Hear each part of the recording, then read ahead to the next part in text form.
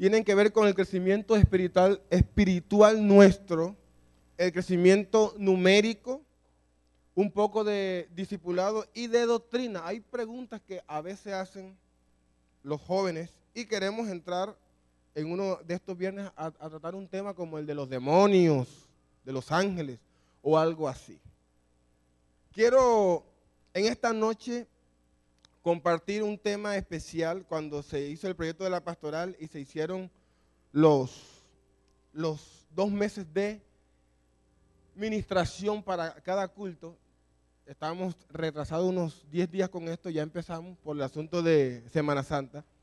Vamos a entrar a este enfoque que usted escuchó. Tiene que ver con nuestra vida espiritual, pero también con nuestro crecimiento numérico, pero personal, doctrina y discipulado. Y una de las cosas que el pastor me encargó a comienzos de año fue la vida ministerial de los jóvenes. La iglesia quiere levantar una juventud y hermanos también que amen el ministerio, que estén bien enfocados en este asunto acerca del ministerio, porque a veces se habla tanto del ministerio y decimos que tenemos ministerio, pero estamos como un poco desenfocados. Quiero que vaya conmigo a la Biblia en esta noche. En Eclesiastés capítulo 10, versículo número 8. No sé si lo podemos colocar en pantalla. Eclesiastés capítulo 10, versículo 8. ¿Cuántos trajeron Biblia? ¿Cuántos trajeron Biblia? Aquí está, esta es una Biblia, está buena como para un atracador en la cabeza. ¡Pum! Dale con la palabra. ¿Qué dice la escritura? A ver. Léalo, por favor. El que hiciere hoyo, caerá en él. Y el que aportillare vallado, le morderá la serpiente. Léalo conmigo otra vez. El que hiciere hoyo,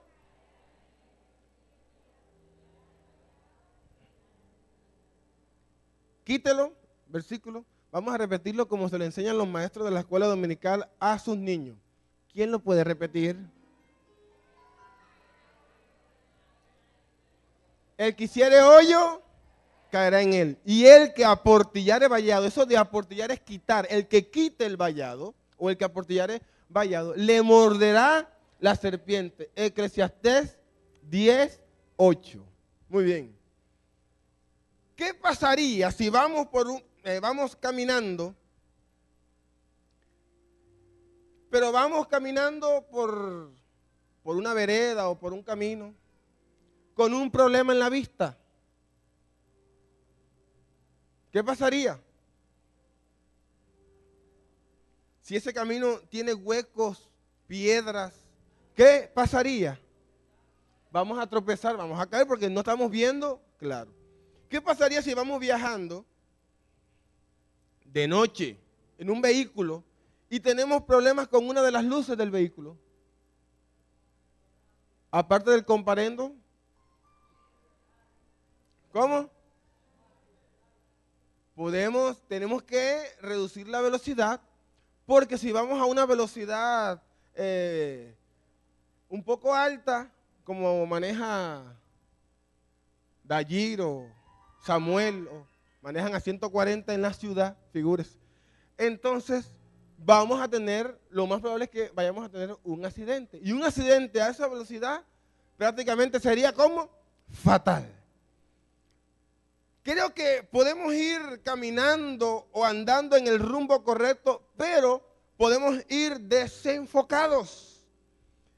Y este desenfoque, tarde o temprano, nos puede hacer caer o desviar del camino. Fíjese, la gente vive desenfocada. Desenfocada en el medio secular, desenfocada en el medio espiritual, desenfocada en el medio político, desenfocada en todos los puntos de vista. En estos días, si usted ve las noticias, usted puede ver, entre otras cosas, de la gente que se habla, gente desenfocada. A mí me aterró cuando supe que este muchacho, este jovencito, el bien simpático, Kim Jong-un, ¿sabe de quién yo estoy hablando, verdad? Y ojalá me vea en internet. Kim Jong-un. el niñito, el presidente de Corea del Norte, fue mal estudiante. Hubo una colombiana, eso está en internet ahí ya, que estudió con él. Fue mal estudiante en la universidad. Sus notas fueron terribles. ¿Sabe por qué? Porque paraba jugando juegos de guerra en PlayStation. Está desenfocado. Él cree que lo que está pasando en el mundo y que su nación es parte de su juego de Play. Y otras personas que pudiéramos hablar de todos los ámbitos. Hay gente que está, hermano, desenfocada. Pero también tengo que decir que en medio de la iglesia del Señor hay gente desenfocada también. Gente que cree que está viendo bien las cosas, pero lo que está viendo no es ni siquiera la verdadera realidad de lo que va a enfrentar o de lo que requiere para seguir creciendo en el Señor. Hay una máxima que aprendí en bachillerato, me la enseñó el profesor Chacuto. Y dice, no dejes camino por coger, Nike, vereda. Pero yo te la di en el colegio a ti. No dejes camino por coger vereda. La Biblia dice en Proverbios 14:12, hay camino que al hombre le parece derecho, está viendo que está derecho. En su juicio le parece que está bien, pero su fin es camino ¿de qué? De muerte. Por eso tenemos que estar atentos a nuestros dos peores enemigos, los cuales nos pueden desenfocar. Hay muchas cosas que nos pueden desenfocar de nuestra vida. Y cuando hablo de nuestra vida, hablo en todas las áreas que nos rodean, familiar, laboral, ministerial, sentimental, etcétera, etcétera. Hay muchas cosas que nos pueden desenfocar. Pero yo solamente hoy quiero tocar dos que a mi juicio, y según el texto que leímos, son nuestros dos peores enemigos de nuestra vida, los cuales nos pueden desenfocar y nos van a desenfocar para dañarnos. Y el primero de ellos se llama Satanás. Satanás. Satanás es experto en desenfocar a las personas. Satanás es experto en sacar del curso, del propósito de Dios a muchos cristianos. Satanás es experto en traer ideas, en traer posturas, en traer pensamientos, en traer lineamientos para dañar el propósito o el caminar de una persona dentro de la iglesia. Y el segundo, que creo que todavía es más peligroso que Satanás, eres tú. Dígale que está a su lado, eres tú. Tu peor enemigo eres tú mismo. ¿Sabe que el mayor enemigo que nosotros podamos tener, más aún que el diablo, somos nosotros mismos? ¿Y sabe por qué? Porque la Biblia dice, y muy ampliamente reafirma esta verdad, dice que el corazón del ser humano desde su juventud está inclinado al mal. Dice la Biblia, Dios hizo al hombre recto, pero él buscó sus propias perversiones. Dice la Biblia, no hay justo aún uno. Está hablando de la condición, de la inclinación pecaminosa, de la inclinación siempre a hacer lo contrario a Dios, que tenemos, que heredamos de nuestros primeros padres, Adán y Eva, y estamos siempre inclinados hacia el mal. En aquella época, cuando se escribió esto desde su juventud, yo no sé si es que habría que revisar la palabra juventud en el contexto original, y lo digo porque ya no es desde la juventud, sino desde la adolescencia. Estamos inclinados hacia el mal. El peor enemigo que nosotros podamos tener frente a un llamado de Dios o frente a un propósito de Dios somos nosotros mismos.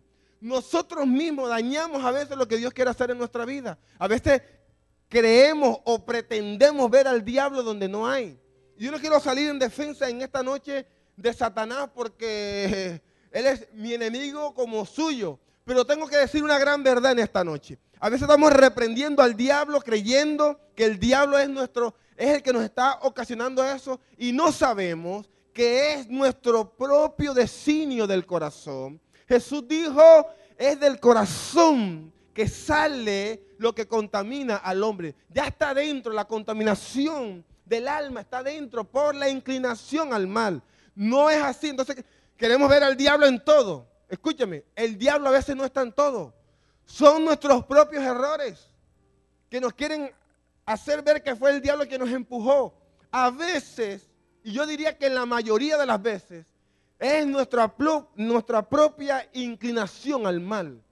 Es nuestros propios hábitos, es nuestros propios pensamientos, son nuestros paradigmas, nuestras formas de pensar. Son los conceptos que tenemos equivocados de ciertas cosas del cristianismo. Por eso es bueno escuchar, hermanos, a los que nos llevan ventaja, nos llevan años en esto y que uno ve que las cosas le han salido bien. Yo le doy gracias a Dios por mi pastor, por la hermana Sótida. Gente como ellos está en vía de extinción. Gente que con una vasta experiencia pueden enseñar a otros de una manera didáctica, con amor, enfocados en las verdades bíblicas. Por eso tengo que decir en esta noche, si no caminas enfocado, dañarás el propósito de Dios en tu vida. Y usted me puede decir en esta noche, sí, pero es que el llamamiento es irrevocable. Sí, es irrevocable porque siempre va a estar ahí. Pero tu vida y tu desenfoque no es irrevocable.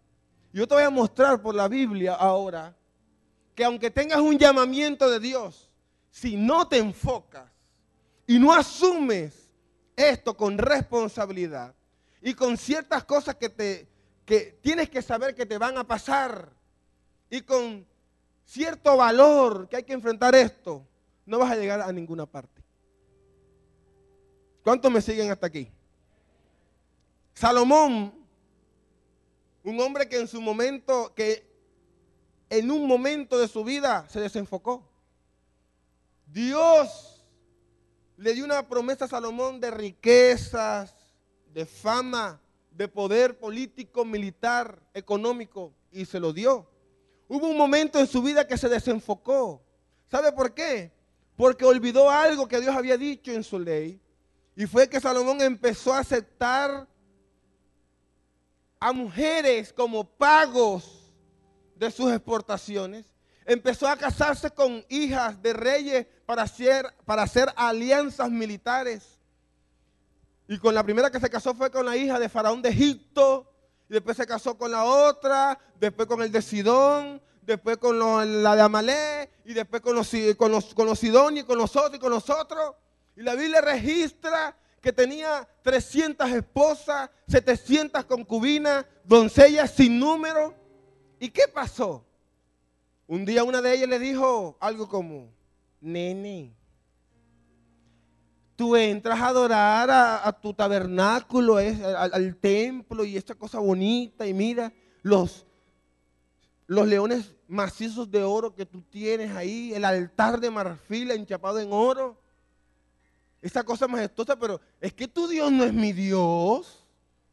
Y yo necesito un templo para mí también, tú sabes, ¿no? Y como tenía plata, dice la Biblia que la plata en los días de Salomón en Israel eran como piedras. Era nada. Había tanta abundancia que era como nada. ¿Qué crees que hizo el tonto este? No, claro. ¿Un cheque te sirve? ¿Un cheque? Ahí está en blanco, constrúyelo. Llegó la de Sidón. Ay, pero ¿por qué a ella y a mí no? Yo también quiero un templo para Moloch, mi Dios. Claro que sí, ¿no? Cheque en blanco también. Llegó la de Felipe. Ay, pero yo quiero un templo para mi Dios, Astaroth. Y después yo quiero uno para Baal. Y le hizo templos a sus mujeres. ¿Dónde terminó Salomón? Metido en sus templos, adorando dioses paganos. Cuando él escribe Eclesiastés es que ya se ha salido y ya ha llegado a la pobreza extrema y ha experimentado la consecuencia de salirse del camino del propósito de Dios. Y es cuando escribe Eclesiastés y dice: he visto que todo debajo del cielo es vanidad. Y escribe: el que hiciere hoyo caerá en él, y el que quita el vallado le morderá la serpiente. El que hiciere hoyo, el que cavare en su propio camino, quien hiciera lo correcto en el camino que Dios ha estipulado, vas a caer en él. El que quite el vallado, el que quite la cerca, quien quite la protección del camino, quien quite los límites, le morderá la serpiente. Y él mismo escribió, creo que 2 versículos después: si muerde la serpiente antes de ser encantada, de nada sirve el encantador. Yo siempre he sostenido una tesis, y es que la influencia es una cosa poderosa. Porque la influencia, o mejor, una mala influencia, te puede detener, te puede dañar, te puede desenfocar y te puede desviar del propósito de Dios. Y Satanás sabe esto. Y te va a poner personas claves cercanas a ti para desenfocarte. Y es por eso que uno tiene que estar atento. Ay, pastor, ¿pero es que se ve tan buena? Pero no eres compatible. ¿Sabe que aún dentro de la iglesia, aunque somos hermanos y tenemos que amarnos en el Señor, hay amistades, hay relaciones que no son compatibles? Yo pensé que iba a escuchar un amén. Siempre digo, mira bien con quién te vas a juntar. Porque dependiendo con quién te juntes dentro de la iglesia, o vas a crecer o te vas a desviar. Mira bien, porque tarde o temprano esa influencia va a llegar a tu corazón. Y va a ser cabida en tu corazón. Y va a ser fundamento en tu corazón. Y dice la Biblia en el Salmo: si fueren destruidos los fundamentos, ¿qué ha de hacer el justo? Puede ser justo, pero si tus fundamentos son destruidos, no te queda más nada que hacer. Escuche esto, lo que yo voy a decir, y voy a entrar en un terreno complicado, pero como siempre digo, yo quiero decir lo que otro no se atreve a decir, pero que Dios quiere decir. Hay familiares tuyos que no te convienen. Y no estoy diciendo que los vas a hacer a un lado, no estoy diciendo eso. Estoy diciendo de ese corrinche. Ay, pero es que mi familia, sí. Pero Jesús, hablando de esto, dijo, te lo voy a leer. Aquí está, dice: si alguno viene a mí y no aborrece a su padre y a su madre, a su mujer y a sus hijos, a hermanos y hermanas, y aún también su propia vida, no puede ser mi discípulo. ¿Está diciendo el Señor que tenemos que odiar a nuestra mamá, a nuestro papá, a nuestra esposa, a nuestro hermano? No está diciendo eso. Está colocando un punto de extremo y está diciendo que a veces nos toca escoger. Como me tocó a mí algún día, cuando tenía 20 y pico años de edad, me tocó escoger entre vivir en mi casa o salir a enfrentarme a la vida y a vivir en casas de hermanos con colchoneticas de carpa, en salas de casas de hermanos. Y yo tuve que escoger un día y tomar una decisión determinante, porque sabía que si me quedaba en casa de mi abuela, creo que allá estuviera. Y yo viendo a mi abuela, aclaro. Y saludo a mi abuela, y mi abuela viene aquí, y algunas de mis tías son cristianas. Pero entendí que a veces le toca a uno desprenderse de ciertas relaciones aún familiares que nos afectan. Nos afectan. No estoy diciendo abandono total, estoy diciendo, yo sé que usted me entiende, estoy hablando de esa relación íntima que a veces pretendemos tener con ciertos familiares que van hasta en contraposición de nuestra fe. Si tú tienes un primo y tú sabes que tu primo es un borrachón, ay, voy a poner mi primo hoy viernes, es que es mi primo, es mi llave. ¿Qué crees que va a pasar? Tal vez no hagas nada hoy y si vas de otro viernes, pero es que tú quieres a tu primo, sí, y él a ti, pero él es mundano, remundano. 4 veces mundanos al cuadrado. Y tú eres cristiano y vas el otro viernes y vas al otro. ¿Qué crees que va a pasar? ¿Vas a terminar orando, haciendo vigilia con tu primo? No, vas a terminar con una botella en tu mano tomando igual que él. Te estoy hablando de eso. No que no llames a tu primo. No que no le mandes un pin a tu primo o un mensaje de texto. Hay gente que nos rodea, amigos del trabajo, de la universidad, que no nos convienen, porque están trayendo mala influencia a nuestra vida y nos pueden desenfocar. Hay gente, aún hermanos de la iglesia, que te puede desenfocar. Y el diablo te va a seducir para que te dominen tus propias intenciones y te desenfoques. Por eso creo, después de esta corta introducción, ahora voy a entrar en el mensaje.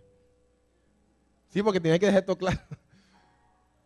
Creo que mi responsabilidad como pastor de jóvenes de la iglesia y con la poca experiencia de aproximadamente 10 años más o menos, de trabajar directo o indirectamente con los jóvenes, creo que me da cierta autoridad para hablar de este tema tan complejo y relevante en la vida de los jóvenes y de los que aspiran, de los hermanos que aspiran a crecer en el Señor. Yo he visto 2 generaciones diferentes, con la que yo me levanté y la de ahora. La primera generación con la que yo me levanté, mis compañeros, los jóvenes de aquella época, que creo que de los que están aquí, de los que conozco, de los que andábamos en ese corrinche espiritual, porque era una cosa, hermano, yo les he dicho, o sea, nunca antes se ha vivido una cosa espiritual en medio de los jóvenes de la iglesia como en aquella época. Hay pocos. Era gente consagrada. Eso llegaba a cualquiera, a una casa o 2 o 3 hermanos a visitar y el demonio sin abrir la boca, ¡ay, no, él no! Se rebotaban. Porque ahí había poder y poder de verdad, verdad.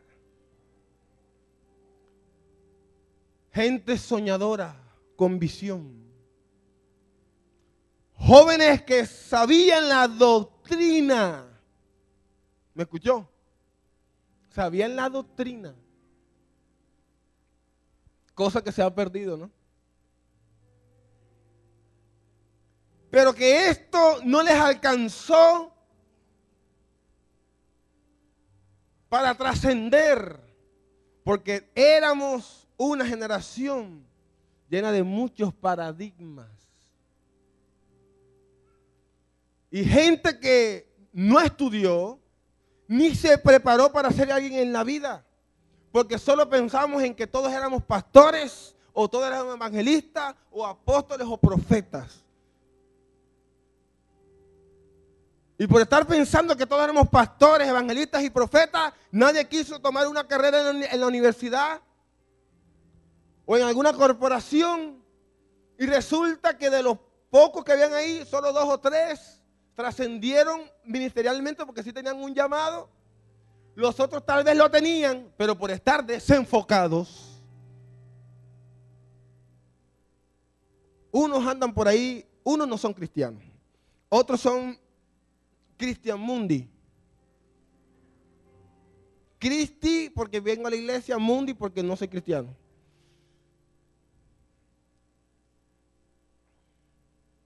Y otros vienen.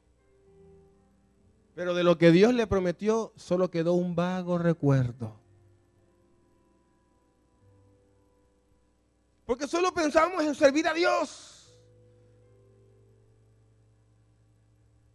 Pensábamos que el ministerio era fácil, color de rosa. No hubo preparación para enfrentar la vida de otra manera. Y hoy en día no son ni ministros, pero tampoco son profesionales. No son ni lo que pensaban que iban a ser, pero tampoco son gente que aporta a la sociedad. Pero tendría que hablar también de esta generación en la que estamos. Una generación abierta, más madura e intelectual. Gente que se ha preparado a nivel secular con un poco o casi nada de conocimiento doctrinal, porque hoy más que nunca se ve, pastor, por allá me dijo una persona que Jesucristo es el arcángel Miguel. Eso es verdad. Me dan ganas de coger.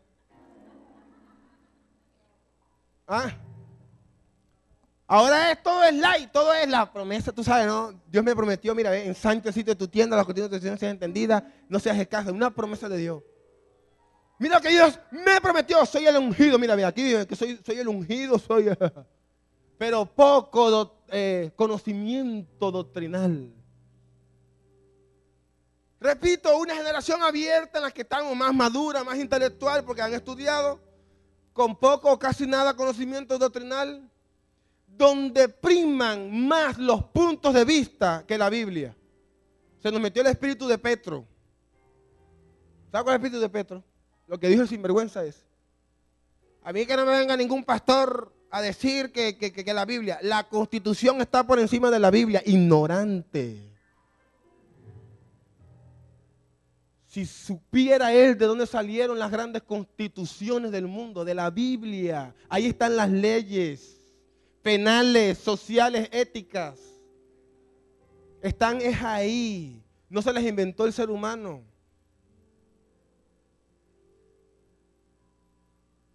Pero hoy en día prima más los puntos de vista que la Biblia, hermano. Yo me quedo aterrado.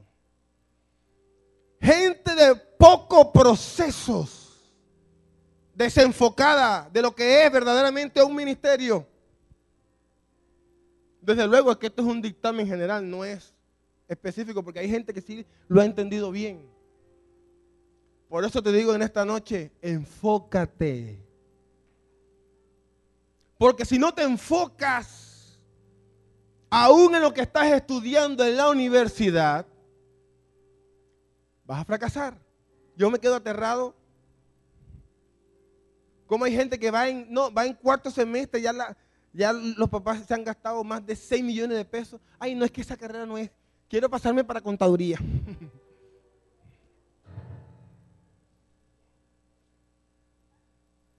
Estaba estudiando medicina, no le gustaron los muertos, la sangre. Es que no, yo pensé que la sangre no. Para contaduría, listo. Contaduría 1, 2, 3 semestres. Ay, no, yo soy mala para los números. Me voy a estudiar mejor educación física. Yo digo, estás desenfocado. Estás desenfocada. No has entendido que los años vienen detrás de ti.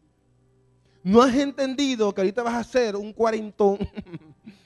Con el respeto de los cuarentones aquí, ¿no? Le estoy hablando a los jóvenes aquí ahora. Porque la edad de los 40 no es mala, si no mire a Samuel. Samuel tiene 41 y está bien. Pero lo que digo es que, ¿dónde está Samuel? ¿Dónde está? Detrás de la columna, se escondió. Así se esconda. Lo que digo es que, oye, los años se nos vienen encima, hermanos. Por favor, reaccionemos. Reaccionemos. La vida no es un juego, es una cosa seria. El púlpito no es sinónimo de ministerio.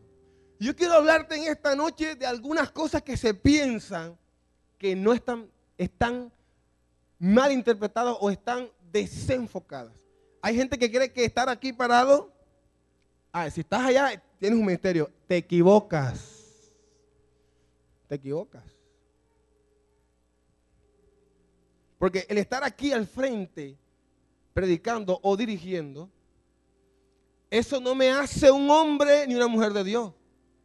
Porque yo conozco a muchos que se paran en púlpitos y no tienen ni así de qué saber en realidad, en esencia, qué es ser un hombre o una mujer de Dios. Yo conozco a muchos que se paran en un púlpito a hablar chandeces, a hablar filosofía barata, a hablar de cosas huecas, vanas, carentes de palabra de Dios. ¿Sabe por qué? Porque no se prepararon.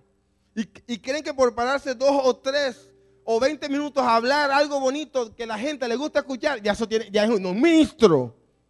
Yo digo, hemos bajado los estándares, pero tan abajo de lo que es un ministerio, que decimos, si estás arriba, eres ministro, si no, no. No, hermano, estamos como que equivocados. No, hoy en día anda la apostolitis, el apóstol.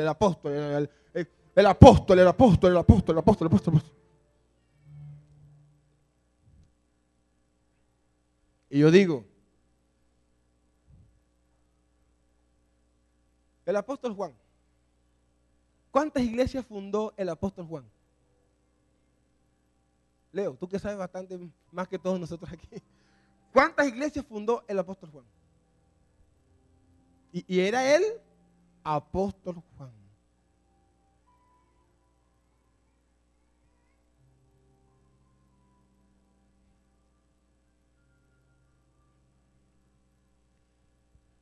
Un día, una joven de una iglesia que llegaba temprano, arreglaba las sillas, salía a las calles, predicaba, repartía tratados,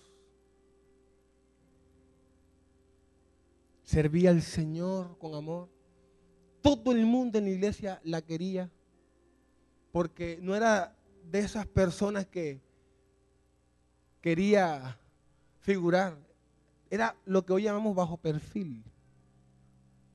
Pero la gente la quería porque era buena gente, era una buena, excelente cristiana. Murió. Y cuando estaba en el funeral, el pastor de la iglesia,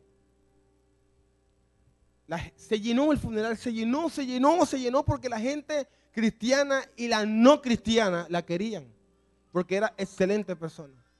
Y cuando estaba en el funeral, el pastor de la iglesia empezó la ceremonia.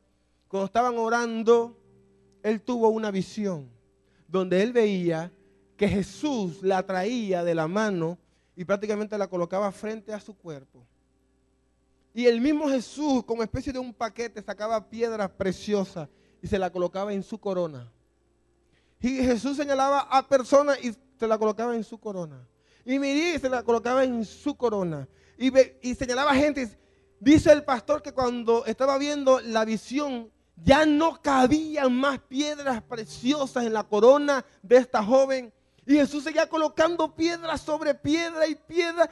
Y era más una corona de piedras preciosas que una corona de oro.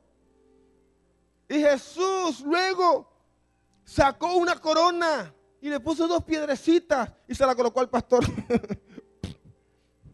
Y el pastor dijo, pero Señor, ¿qué es esto?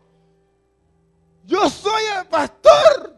Porque él estaba pensando, si en mi oveja tiene esa corona, yo tendré una macancana, una cosa así, una olla puesta en mi cabeza. ¿Sabe qué le dijo el Señor? Es que ella me ha servido mejor que tú. Ella ha ganado más almas mejor que tú. Cuando arreglaba las sillas, oraba por cada silla. Señor, la persona que se sienta en esta silla hoy, tócala con tu espíritu, que tu palabra le hable. Y esa oración intercesora hizo que yo tocara a muchos. Ella ha hecho más que tú. Eso lo cuenta el propio pastor en Ecuador. ¿Qué nos enseña esto? Es que no son los títulos, hermano. A veces pensamos que son los títulos lo que nos hacen. ¿Qué eres tú? Pastor, ¿qué eres tú?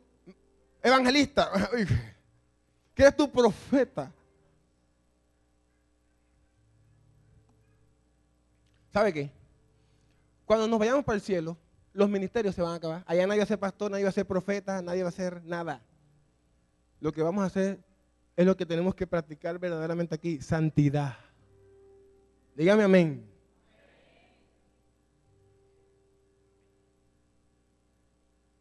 Por eso te digo en esta noche, si vas a servir a Dios en lo que sea, poco o mucho, hazlo con excelencia. Y para llegar a ser excelentes, necesitamos ser bien procesados.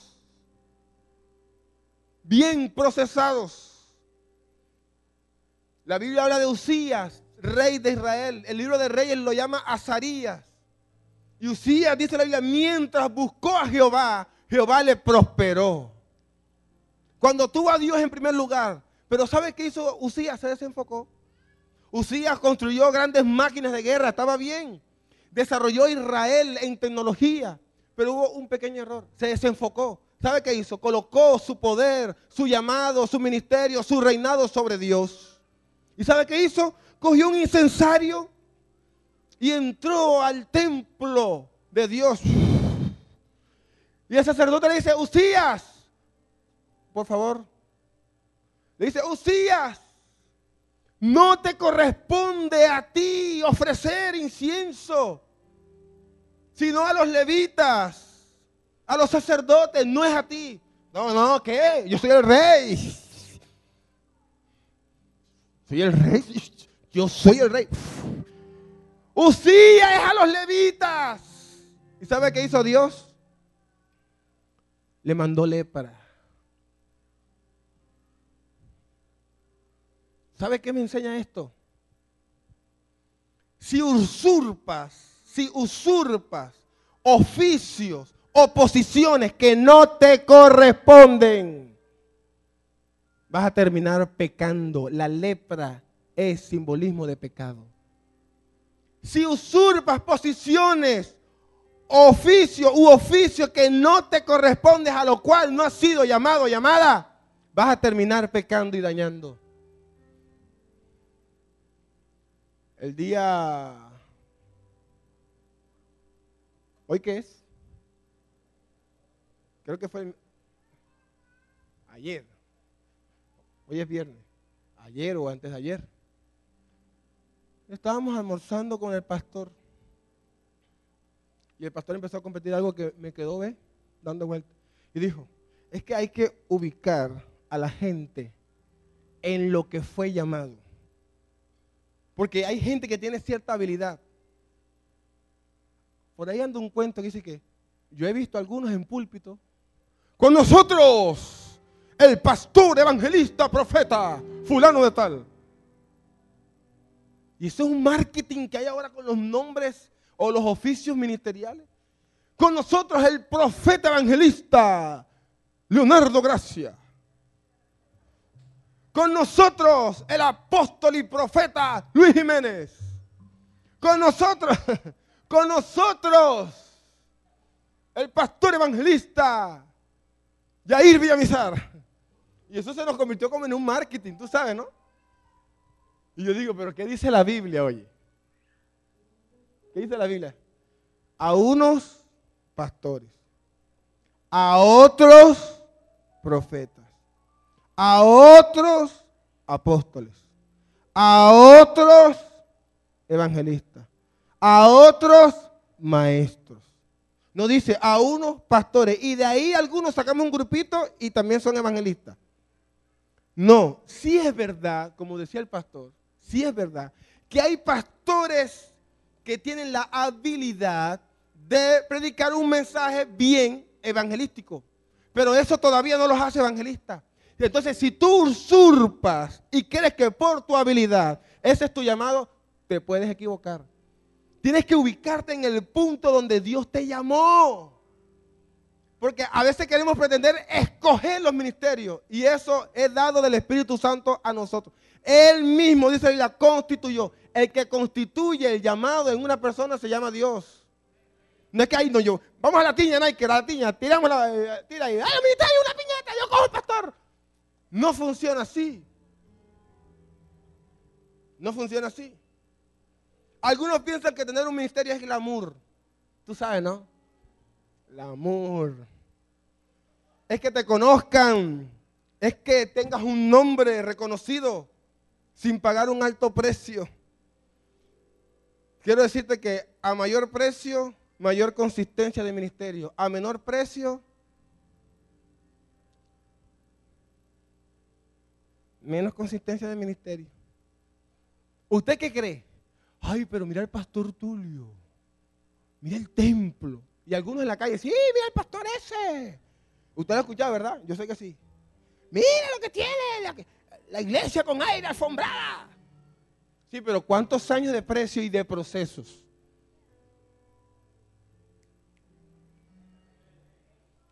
¿O usted cree que este lugar siempre fue así? Ahora irán a hablar más cuando vean el templón que vamos haciendo. Cuando Dios decide levantar a alguien, muy pocas personas se detienen a mirar su pasado, del precio que tuvo que pagar. Suele haber raíces muy profundas en los árboles más frondosos. Si tienes poca raíz, la estatura del árbol va a ser poca.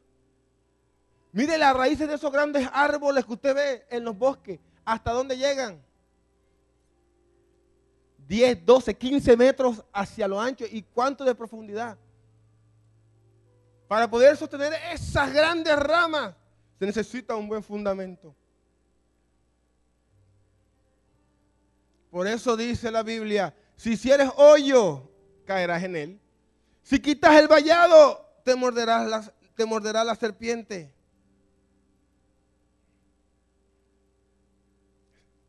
Te digo en esta noche, sueña. Yo quiero motivarte a que sueñes con servir a Dios. Sueña, pero aterriza. Tienes que aterrizar. Sueña todo lo que tú quieras. Eso está bien. Ora por tu llamado, por tu ministerio, por lo que vas a hacer en tu vida secular. Ora por eso, pero aterriza. Porque si no aterrizas, puedes estar en graves problemas. A Satanás le gusta impulsar al ministerio a personas neófitas. ¿Sabe para qué? Para dañarlo y dañar los que están debajo de él.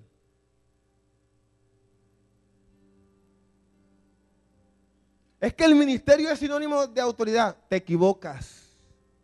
El ministerio es sinónimo de darte a los demás. Es de renunciar a vivir tu vida para darla al servicio de los demás. Eso es el ministerio.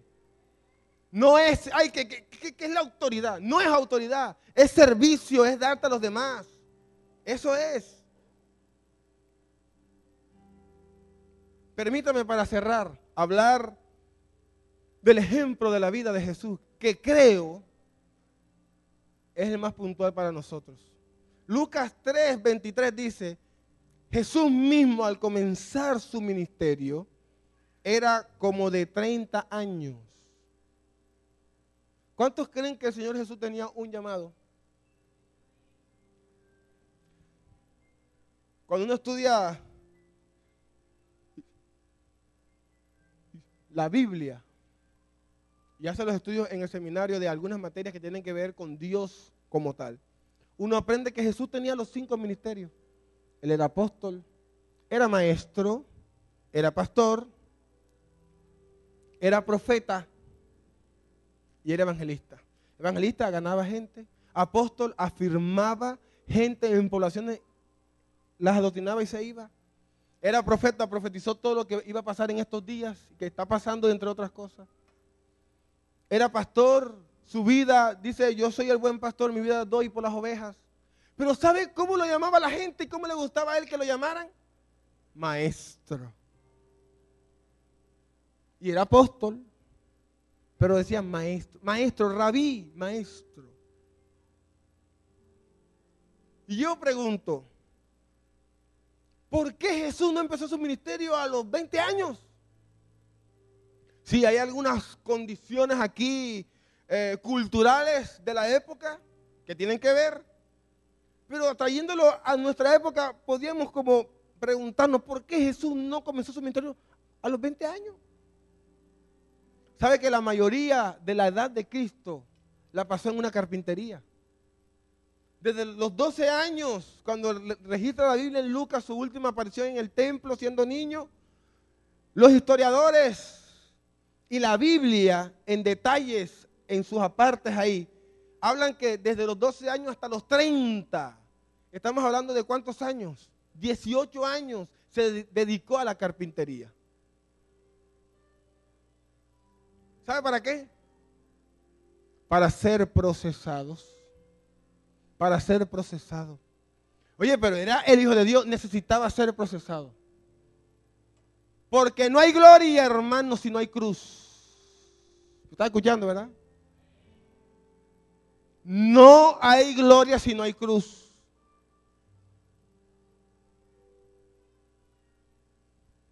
Jesús tuvo procesos. En la carpintería aprendió responsabilidad. En la carpintería aprendió paciencia. En la carpintería aprendió a realizar tareas para otros. En la carpintería aprendió administración. En la carpintería aprendió escogencia de madera, para qué servía un tipo de madera y para qué servía la otra. Sabía hacer diferencias. Hay algunos que decimos, es que yo tengo un llamado. No lo dudo, no lo dudo. Ni lo pongo en tela de juicio. No lo dudo, yo creo que sí, que aquí hay gente llamada, gente que Dios quiere levantar de una manera poderosa. Yo lo creo. Lo que no estoy muy de acuerdo es que se diga de la boca para afuera y no se muestre con resultados. En estos días se me acercó una persona de otra zona, no de la mía, gracias a Dios. Que si hubiese sido de la mía, lo aterrizo. Pero como es de otra zona, con amor. Pastor, es que yo tengo un ministerio, ¿sabe? Yo quiero que me den una oportunidad. Y le dije, ¿y como qué oportunidad tú quieres? Yo quiero que me den una oportunidad para dirigir o para predicar. Yo dije, esta está desenfocada. Y le dije, ¿ya hiciste el curso para dirigir culto? No, pero es que, o sea, yo te lo digo, o sea, yo me desenvuelvo bien. Ya terminaste las escuelas de formación. La verdad no, porque fue que el profesor, que no sé qué, que porque me cambiaron, que una cantidad de excusas. Y le dije, cuéntame de tu grupo familiar. ¿Cómo está? Ahí está caído, pastor. Ah, eres llamada y tienes tu grupo familiar caído. Perdóname, le dije, pero tengo que dudar de tu llamado.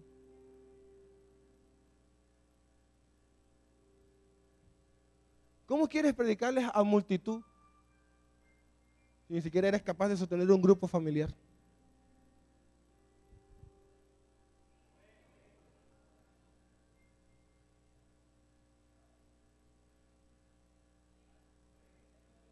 Es que yo tengo un ministerio. Demuéstralo en el grupo. Demuéstralo en el grupo.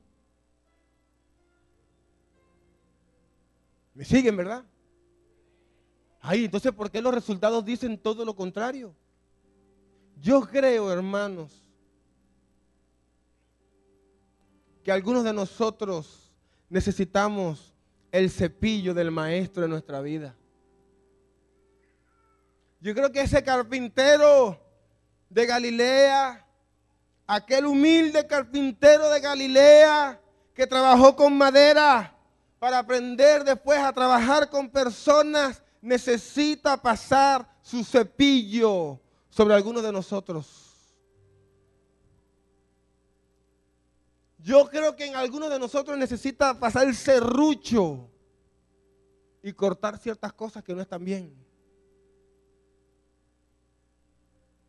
Y algunos de nosotros que estamos como cachurretos o cachuretos en ciertas áreas, necesitamos unos cuantos clavos del maestro y unos cuantos martillazos del maestro.